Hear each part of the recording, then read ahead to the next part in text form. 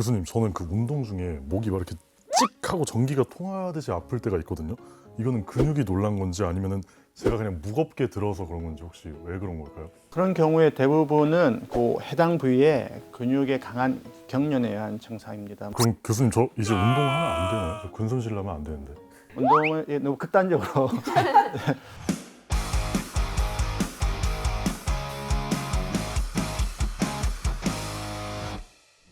교수님, 실제로 병원에 목이 아파서 오시는 분들 이야기를 들어보면 질문이 사실 좀 다들 비슷비슷할 것 같아요. 맞나요? 제일 많이 물어보시는 게 내가 목이 아픈 게 원인이 혹시 디스크와 같은 이제 척추 관련 문제이냐 네. 또는 이제 뒷목이 아프면 머리까지 좀 같이 아파오니까 요거 내 속에 문제는 아니냐 나 일자목 때문이냐 일자목이 왜 생기느냐 또 어떻게 해야 되느냐 뭐 요런 몇 가지가 제일 흔히 물어보는 질문이십니다. 교수님, 저는 그 운동 중에 목이 막 이렇게 찍 하고 전기가 통하듯이 아플 때가 있거든요.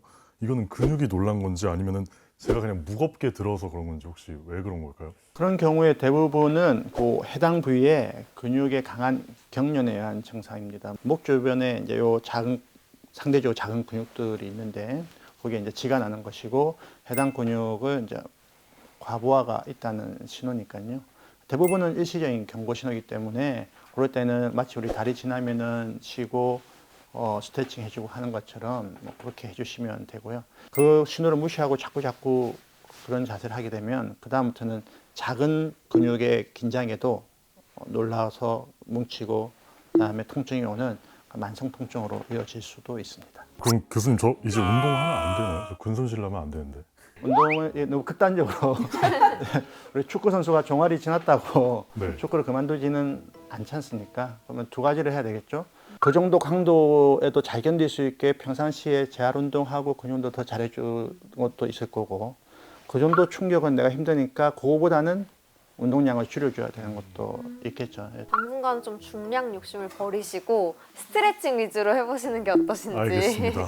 우리 애들을 딱 볼 때도 우리 애도 거북목인 것 같기도 하고 아닌 것 같기도 한데 정확하게 이제 교수님이 딱 짚어주시는 거북목의 증상 어떤 형태일까요? 거북목이라는 것은 이제 병이라기보다는 그냥 잘못된 자세가 오래되면서 생긴 체형의 이제 변화를 이야기를 하는 거고 일반인들의 눈으로 봤을 때 저희가 목이 어깨에 선이 있는데 원래는 이 머리가 그 선에 맞춰서 딱 있어야 되는데 앞으로 쭉 가는 거죠, 그렇죠? 그러니까 거북이가 목 내미듯이 보인다고 해서 거북목이라고 하는 거고요. 7개의 척추가 목이 있으니까 경추인데 이게 C자 형태로 약간 이렇게 굽어져서 있어야 되는데 네. 자꾸 고개를 앞으로 내밀면 이게 뻣뻣해지겠죠. 그래 되면은 우리 그 근육은 뒤에서 긴장되게 되고 이 척추들이 골고루 충격을 분산하면서 받지를 못하기 때문에 통증이 잘 오게 되고 심해지면은 이제 두통뿐만 아니라 팔 있는 데까지 묵직하게 아프고 저리고 이런 증상도 생길 수가 있습니다. 그러면 요즘 많이 들리는 또 일자목이 있잖아요. 일자목이랑은 완전히 다른 건가요? 굉장히 비슷한 표현인데요.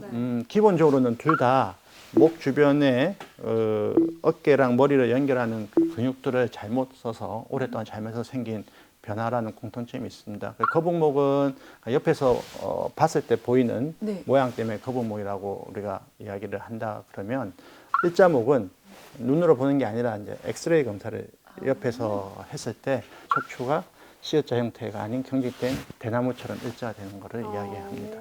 저도 그렇지만 아이들 같은 경우도 그렇고 왜 요새는 다 핸드폰을 손에 놓을 수가 없잖아요. 근데 그러다 보니까 애들이 아침에 일어났을 때 목이 너무 아파 뻐근해 이런 말들을 많이 하는데 그러면은 베개를 조금 바꿔보면 좋은 걸로 바꿔주면은 좀 낫지 않을까 또 이런 생각도 들어요. 근데 효과가 뭐 있을 수도 있겠죠. 팔을 들고 벌써 팔이 아프면 팔을 내려줘야지.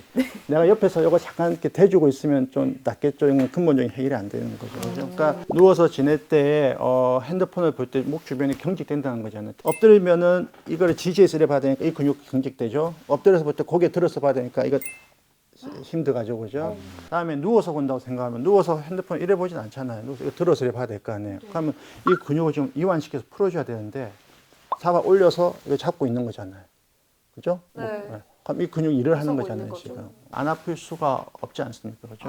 그렇기 때문에 그 자세를 바꿔줘야 되는 것도 있고, 그럴 때 이제 베개까지 이렇게 올라가 있으면 네. 이 근육이 더 경직되니까 그러니까 베개도 중요할 거고요. 주변 장치들이 도움은 되겠지만 기본적으로는 자기 전에 안 하는 게 앉아서 좋죠. 휴대폰 보고 누울 때는 놔두고 누워야 되겠죠, 그죠? 그렇다면 베개 말고 매트리스나 온도 같은 수면 환경에서는 저희가 조금 더 챙기면 좋을 포인트들이 있을까요, 교수님? 자는 동안은 저희가 내가 한 8시간을 잔다 생각하시면 그 8시간 동안 특정 자세를 갖고 있는 건데 저희가 평상시에는 조금만 자세가 안 맞으면 느끼잖아요. 그래서 내가 바꾸잖아요. 근데 자는 동안은 신경이 둔해져 있으니까 안 좋은 자세도 웬만큼 진행되면 못 느끼고 가만히 있는단 말이에요. 그러니까 깨어 있는 동안에 그게 계속 있으니 일어날 때 안 좋은 거거든요. 예, 그래서 잘 때는 굉장히 자세가 중요하고 말씀하신 것처럼 매트리스 굉장히 중요하고요. 매트리스가 너무 푹신해도 이 정렬이 흔들리니까 막 눌리니까 특히 무게 나가시는 분들은 중요하고요. 근데 이게 또 비계 높이나 매트리스 강도도 사실은 그 사람의 무게나 목 두께 이런 거에 따라 다르긴 하기 때문에 그것도 본인에게 맞는 걸 잘 찾아봐야겠네요.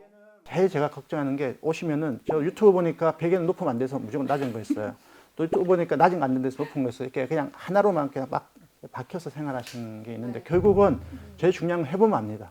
아침에 일어나서 제일 편한 매트리스와 비계를 고르는 거지 남이 좋다는 건 아닌 것 같습니다. 맞아요. 유튜브가 정답은 아닙니다, 여러분. 유튜브만 보고 믿지 마시고 본인에게 맞는 수면의 질을 높여주는 제품을 잘 찾아가시는 게 중요할 것 같습니다. 그렇다면요, 교수님. 단순히 뻐근해 하고 넘길 게 아니라 이건 정말 큰일이다. 병원에 꼭 가야 한다 하는 위험 신호가 있을까요?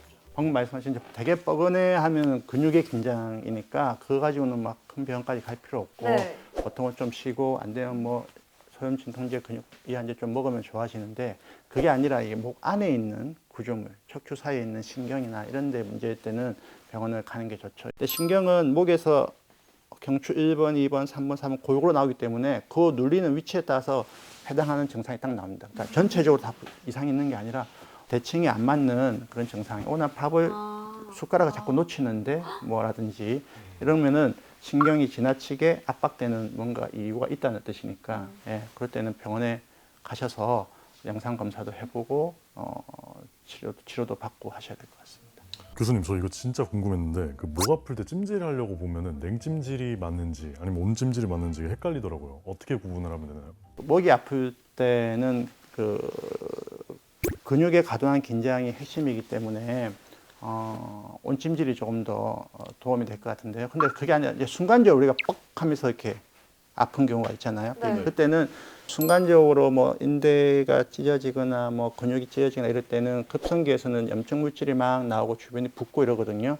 그럴 때는 냉찜질이 나아요. 저는 약간 스트레스 받으면 약간 뒷목이 뒷골땡기다라는 표현처럼 막 뒷목이 뻣뻣하고 막 쩌릿쩌릿하게 이럴 때가 한 번씩 있는데 그럴 때는 그냥 대충 진통제 하나 먹으면 또 완화가 되는 느낌도 들어요. 근데 진통제를 먹으면서 그냥 참는 게 그냥 맞을까요? 일단은 원인이 되는 스트레스를 왜 스트레스를 받느냐는 게 중요한 거고요. 그리고는 진통제가 생각보다 안전합니다. 그렇게 오랜 경험에서 써왔고 안전하게 만들기 때문에 해서 드시면 되는데 계속 이야기했지만 이 진통제를 자주 먹어야 될 정도로 계속 아프다는 거는 근본 원인이 해결 안 된 거고 그 고리를 끊어야 되기 때문에 처음에 좀 아플 때는 진통제를 먹되 반복되면은 원인이 되는 치료를 받으셔야 돼요. 근데 교수님, 목이 아프면 어깨도 지끈거리고 두통까지 생기거든요. 이거는 왜 그런 걸까요? 목이 먼저 아팠다는 거는 이제 목 주위에 기본이 되는 근육들이 먼저 문제가 생겼다는 거지만 이 근육들은 저희 머리를 뒤로 이렇게까지 싸고 올라가고요. 요 등까지도 이렇게 가고 어깨 옆으로도 이렇게 갑니다. 이 근육들이 또 연결이 되어서 있기 때문입니다. 그런데 점점 그렇게 번진다는 거는 그 근육들이 전반적으로 다 문제가 생긴다는 거니까 빠른 치료를.